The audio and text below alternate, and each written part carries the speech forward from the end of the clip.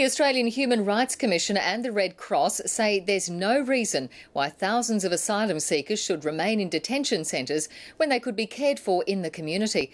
As for those already in community detention, the human rights watchdog has called on the government to allow them to work.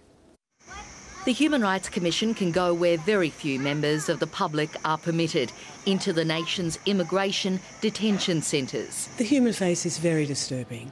We see very troubled people, people obviously suffering mental ill health, children whose potential for development is almost certainly being undermined.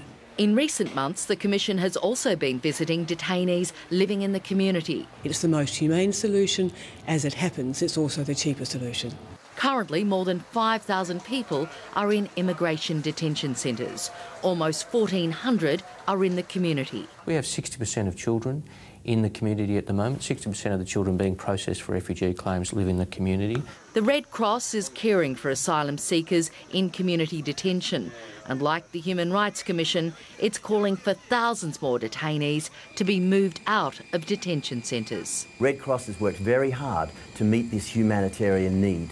And there are many other organisations in the community that are now coming on board to do the same. Of course, we can, we should and we must. The Human Rights Commission says asylum seekers in community detention also need to work. You will not get anybody who will work harder for you than an asylum seeker who needs a job. That's not something the government is prepared to consider at the moment. If you give somebody work rights, then you would have the situation where it's probably not appropriate to continue to provide them with accommodation.